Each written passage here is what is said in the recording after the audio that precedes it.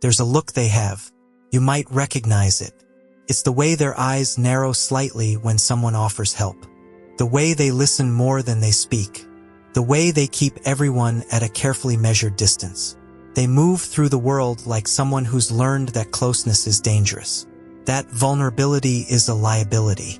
That trusting anyone is a risk they can't afford to take. But here's what most people don't understand. This isn't cynicism. This isn't bitterness. This is a nervous system that learned early that the world wasn't safe. And trust, real trust, requires safety. Without it, suspicion becomes survival. We live in a culture that celebrates trust. We're told to trust the process, trust your gut, trust people until they give you a reason not to. But for some people, the reason was given long before they had the words to understand it. And now, as adults, they move through relationships, careers, and friendships with an invisible wall between themselves and everyone else.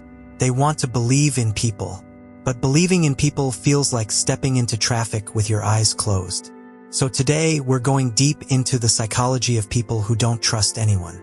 Because if you're someone who struggles with trust, or if you love someone who does, understanding the why is the first step toward healing.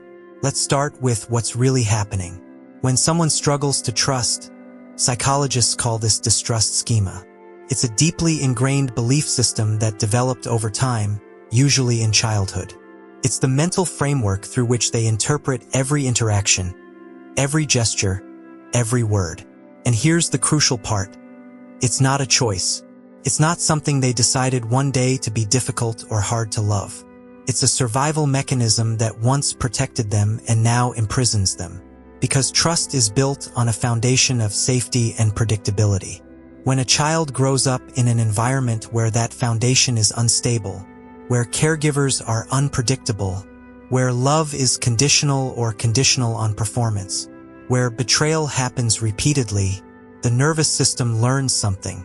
It learns that people are unpredictable, that love can be withdrawn without warning, that vulnerability will be used against you. Maybe their parent made promises they didn't keep. Maybe there was emotional abuse disguised as concern.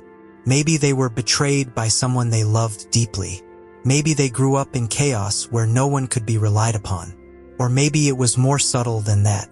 Maybe a parent seemed loving on the surface but was secretly controlling. Maybe they were praised publicly but criticized privately.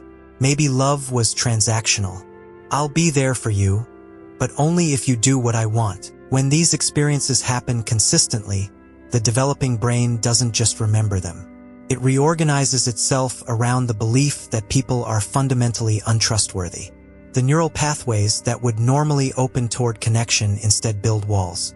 The amygdala, the brain's threat detector, becomes hyperactive. It learns to see danger in kindness, to interpret softness as manipulation, to read between the lines of every conversation for the hidden agenda. This is not paranoia.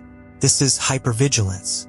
It's the nervous system's way of saying, I've been hurt before. I won't be hurt again. And in that moment, in that wounded moment, it made perfect sense. Kept them alive. Kept them safe. But here's where the tragedy deepens.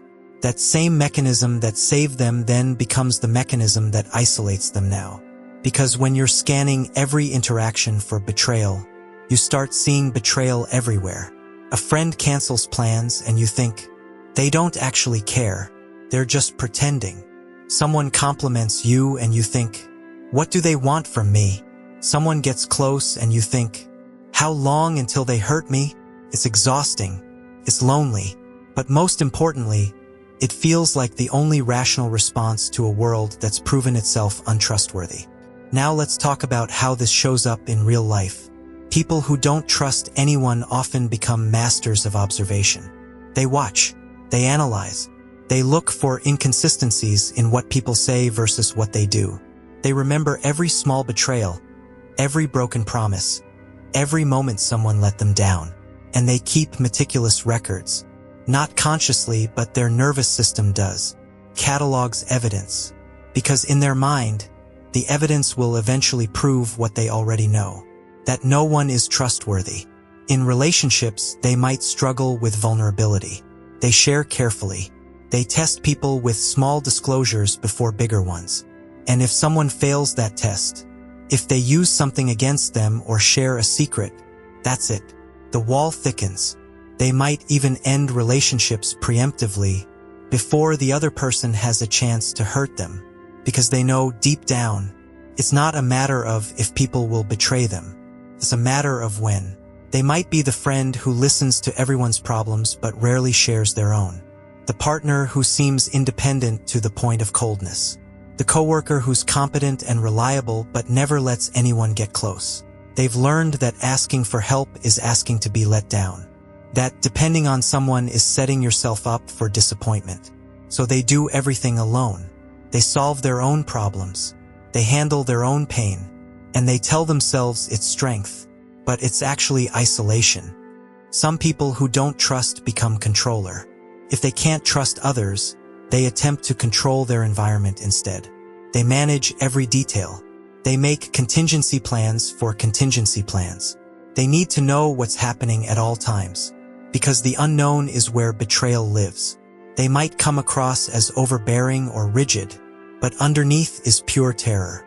Terror that if they loosen their grip even slightly, chaos will ensue. Someone will hurt them. Someone will leave them. Someone will prove once again that trusting was a mistake.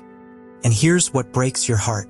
People who struggle to trust often long for connection more than anyone else. They watch from the sidelines as others form deep friendships, as people laugh openly, as couples trust each other completely. And they want that. They want it so badly their chest aches. But the thought of being that vulnerable, that exposed, that dependent on another human being feels like death. Feels like walking into a fire. Some people who don't trust become perfectionists about their own behavior. They reason that if they're good enough, if they're helpful enough, if they never ask for anything, never show weakness, never burden anyone, then maybe they won't be abandoned. They become people who give everything and accept nothing, who apologize excessively, who over-explain their actions because they're terrified of being misunderstood, because misunderstanding could lead to judgment, and judgment could lead to rejection, and rejection confirms what they've always known, that they're not safe. There's also a particular kind of loneliness that comes with not trusting anyone. Not the loneliness of being alone, but the loneliness of being surrounded by people and still feeling utterly separate. Of being in a room full of conversation and feeling like you're behind glass. Of having people in your life who care about you and not being able to believe it. Of interpreting every gesture of love through the lens of suspicion. And the cruelest part? Sometimes their suspicion is right. Sometimes people do betray them. Sometimes someone does let them down. And that one incident, that one moment of betrayal, becomes proof. It becomes the evidence they've been collecting all along. It becomes the reason to pull back further, to trust less, to protect themselves more fiercely. And the cycle deepens. But here's what's often misunderstood about people who don't trust. They're not trying to be difficult. They're not trying to sabotage their own relationships or keep people away. They're trying to survive. They're trying to protect the part of them that's been hurt so many times that it stopped believing in safety. That part is still waiting for the next betrayal, still bracing for impact. Now let's talk about what needs to happen for healing. And this is important because healing from deep distrust isn't about forcing yourself to trust. That's like asking someone with a phobia to just not be afraid. It doesn't work that way. Healing from distrust requires something much more fundamental. It requires grieving. It requires anger. It requires acknowledging what actually happened, what you actually lost, who actually failed you. Because often, people who don't trust never got permission to be angry about the betrayals they experienced. Maybe a parent was supposed to protect them and didn't. Maybe someone was supposed to love them unconditionally and made it conditional. Maybe someone was supposed to have their back and stab them instead. And instead of being allowed to rage about that, instead of being allowed to say, "That wasn't fair. That wasn't right. You hurt me," they were told to get over it, to forgive, to move on, to not be so sensitive. So the grief never came. The anger never came. And the wound just got sealed up inside, getting infected with suspicion. Healing means going back to that wound, saying, What happened to me was real. It mattered. And I had every right to be hurt by it. And then, very slowly, something shifts. The nervous system starts to understand that the past is past. That not every person is the person who hurt you. This is where something called earned trust comes in. It's not the naive trust of someone who hasn't been hurt. It's the conscious choice to be vulnerable with people who have repeatedly shown themselves to be safe. It's small. It's cautious. But it's real. You share something small with someone and they don't use it against you. You ask for help and they actually help. You show a weakness and they don't exploit it. These moments, they're tiny, but they're building blocks. Your nervous system starts to create new neural pathways. Pathways that say, maybe this person is safe. Maybe I can let my guard down. Just a little. And here's the paradox that most people miss. People who don't trust anyone often have the most acute ability to sense inauthenticity. They can smell a lie from miles away. They notice when someone's being fake. They see through performance. Because they've spent their whole lives analyzing people, looking for the crack in the facade. And that superpower, that ability to see clearly, doesn't have to be wasted on suspicion. Can be reoriented toward discernment, toward choosing people who are genuinely safe, toward building relationships with people who also value authenticity and honesty. Because here's what's true. Not everyone will betray you. Not everyone is untrustworthy. But you won't believe that until your nervous system has enough evidence to create a new belief. Until you've had enough experiences of safety that the old neural pathways start to fade and new ones start to form. And that takes time. Takes patience. It takes meeting yourself with compassion for how hard you've had to fight to survive. If you're someone who doesn't trust anyone, I want you to hear this. Your caution wasn't stupidity. Your walls weren't weakness. Your suspicion wasn't cynicism. It was survival. It was your nervous system doing the very best it could with what it knew. You were protecting yourself in the only way you knew how. That took strength. That took intelligence. And you're still alive because of those mechanisms. But you're also still alive, which means you get to choose something different now. You get to decide that the past doesn't have to predict the future. You get to start testing the world again, slowly, carefully, with people who've earned it.